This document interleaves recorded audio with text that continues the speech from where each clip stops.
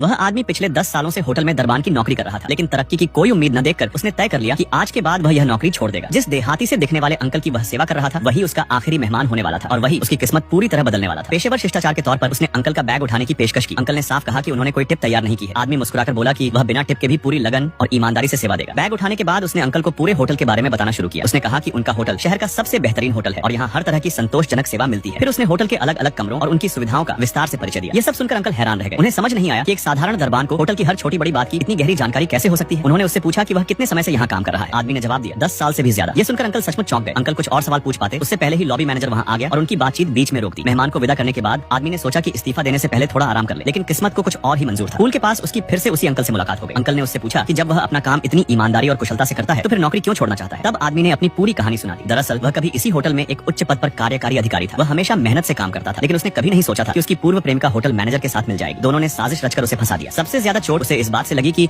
उसकी पूर्व प्रेमिका ने अपने प्रभाव का इस्तेमाल कर उसे पद से हटवाकर दरबान बना दिया। यह अपमान उसके लिए असहनीय था। उसने कई बार नई नौकरी ढूंढने की कोशिश की, लेकिन हर बार उसकी पूर्व प्रेमिका ने उसके रास्ते में रुकावट डाल दी। गुजारे के लिए मजबूर होकर उसे यही नौकरी जारी रखनी पड़ी। उसकी कहानी सुनकर अंकल ने गहरी सांस भरी और अफसोस जताया। उन्होंने कहा कि अगर भविष्य में वह कभी अपना खुद का होटल खोलेंगे तो सबसे पहले उसे ही काम पर बुलाएंगे। आदमी ने यह बात सिर्फ दिलासा समझकर हंसी में उड़ा दी। उसने मजाक में कहा कि जब अंकल होटल खोलेंगे तो वह जरूर वहाँ दरबान बनकर काम करने आएगा। पूल से लौटने के बाद उसने अपना इस्तीफा पत्र हाथ में लिया और अधिकारियों की मीटिंग खत्म होने का इंतजार करने लगा। लेकिन जैसे ही मीटिंग समाप्त हुई, होटल के बड़े बड़े अधिकारी एक साथ बाहर निकले। सबसे आगे चल रहे व्यक्ति को देखते ही आदमी के पैरों तले जमीन खिसक गई। वह हैरान रह गया।